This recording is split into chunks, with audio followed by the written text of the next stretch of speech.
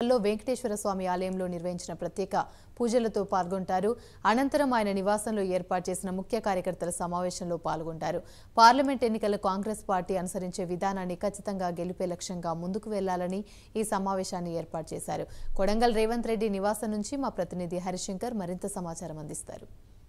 వికారాబాద్ జిల్లా కొడంగల్ నియోజకవర్గంలో ముఖ్యమంత్రి రేవంత్ రెడ్డి పర్యటన కొనసాగుతుంది. మరికొద్దిసేపట్లో హైదరాబాద్ నుంచి రోడ్డు మార్గం ద్వారా ముఖ్యమంత్రి రేవంత్ రెడ్డి కొడంగల్ నియోజకవర్గం చేరుకుంటారు. ఇక్కడ లక్ష్మీ వెంకటేశ్వర స్వామి బ్రహ్మోత్సవాల సందర్భంగా ఏర్పాటు చేసినటువంటి ప్రత్యేక పూజా కార్యక్రమాల్లో ఆయన పాల్గొన్నారు. అనంతరం ఆయన ఇంటి వద్ద పెద్ద ఎత్తున కూడా కార్యకర్తల సమావేశం ఏర్పాటు చేసినటువంటి పరిస్థితి ఉంది. ప్రస్తుతం మనం కొడంగల్ నియోజకవర్గంలో రేవంత్ రెడ్డి ఇంటి వద్ద ఉన్నాము. ఇక్కడ ఉన్నటువంటి ఏదైతే కార్యకర్తలు కావచ్చు, మండల స్థాయి నాయకులకు సంబంధించి సమన్వయ కమిటీలను ఏర్పాటు చేసి ఇక్కడ ఉన్నటువంటి కార్యకర్తలకు మొబిలైజ్ చేసేందుకు కూడా ఆయన ఏర్పాటు చేసిన పరిస్థితి ఉంది. మనం విజువల్స్ లో చూస్తున్నాం. పెద్ద ఎత్తున కూడా ఇటు కార్యకర్తలు కావచ్చు, నాయకులంతా కూడా రేవంత్ రెడ్డిని కలవడానికి కావచ్చు, రేవంత్ రెడ్డితో స్పీచ్ వినడానికి అంతా వీళ్ళంతా వస్తున్నటువంటి సిచ్యువేషన్ కొనసాగుతున్నటువంటి పరిస్థితి ఉంది. దాదాపు కొడంగల్ నియోజకవర్గంలో ఉన్నటువంటి 5-6 మండలాలు ఏదైతే కోస్గి, కొడంగల్ మరియు బొమ్రాజ్పేట పూర్తి స్థాయిలో కూడా దౌలతాబాద్ మండలాల నుంచి కూడా పెద్ద ఎత్తున కూడా మండల స్థాయి నాయకులు కార్యకర్తలను కూడా వస్తున్నటువంటి సిచ్యువేషన్ కొనసాగుతుంది.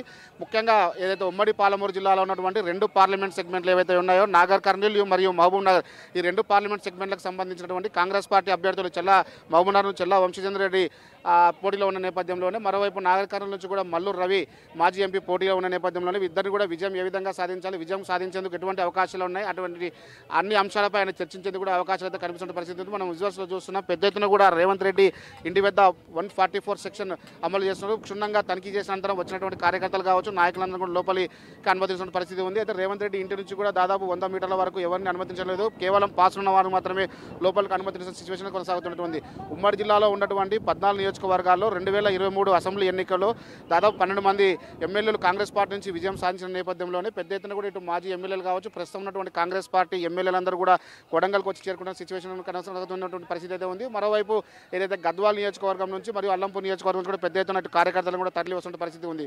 ముఖ్యంగా రేవంత్ రెడ్డి ముఖ్యమంత్రిగా ప్రమాణ స్వీకారం చేసిన తర్వాత రెండవసారి కొడంగల్ నియోజకవర్గానికి వస్తున్న నేపథ్యంలోనే పెద్ద ఎత్తున కూడా పోలీసులు బందోబస్తు ఏర్పాటు చేశారు. కార్యకర్తలందరూ కూడా ఘన స్వాగతం పలికేందుకు కూడా వాళ్ళంతా ఏర్పాటు చేసినటువంటి సిచ్యువేషన్ అయితే ఉంది. మరోవైపు ఆయనకు సెంటిమెంట్గా అచ్చొచ్చినటువంటి ఏదైతే కొడంగల్ లక్ష్మీ వెంకటేశ్వర స్వామి ఆలయంలో బ్రహ్మోత్సవాలు కొనసాగుతున్న నేపథ్యంలో అక్కడ పెద్ద ఎత్తున కూడా పూజలు నిర్వహించిన అనంతరం కూడా ఆయన పూజలు నిర్వహించి ఇక్కడ ఇంటికి వచ్చి చేరుకుంటారు. ఇక్కడ ఈ 2 పార్లమెంట్ సెగ్మెంట్లో ఏ విధంగా విజయం సాధించాలి, ముఖ్యమంత్రిగా రేవంత్ రెడ్డి ప్రమాణ స్వీకారం చేసినటువంటి ఎటువంటి సంక్షేమ పథకాలు అంటే ఎన్నికలకు ముందు ఇచ్చినటువంటి మేనిఫెస్టో ఉందో ఆ మేనిఫెస్టోలో ఉన్నటువంటి ఏవైతే అమలు చేస్తున్నటువంటి సంక్షేమ పథకాలను ప్రజలకు వివరించేందుకు ఎటువంటి ఏర్పాట్లు చేయాలి, మనం ప్రజలతో ఎటువంటి మమేకం అవ్వాలి, ప్రజలకు ఎటువంటి అంశాలు మనం లోపలికి తీసుకెళ్తే రేపు జరగబోయే పార్లమెంట్ ఎన్నికల్లో ఏ విధంగా అభ్యర్థులు విజయం సాధించాలి అనే అంశాలపై కూడా చర్చ ఏర్పాటు చేసే అవకాశాలు కనిపిస్తున్నాయి. ఇప్పటికైతే కొడంగల్ నియోజకవర్గానికి సంబంధించి ముఖ్య కార్యకర్తలు కావచ్చు, ముఖ్య నాయకులందరూ కూడా ఒక్కొక్కరిగా కొడంగల్ రేవంత్ రెడ్డి ఇంటి వద్దకు చేరుకుంటున్న పరిస్థితి అయితే ఉంది. ముఖ్యంగా ఉమ్మడి జిల్లాను టార్గెట్ చేసి కూడా 2023 అసెంబ్లీ ఎన్నికల్లో కాంగ్రెస్ పార్టీ 12 నియోజకవర్గాల్లో జెండా ఎగరవేసిన నేపథ్యంలో ఈ రేపు జరగబోయే 2 పార్లమెంట్ సెగ్మెంట్లో కూడా ఖచ్చితంగా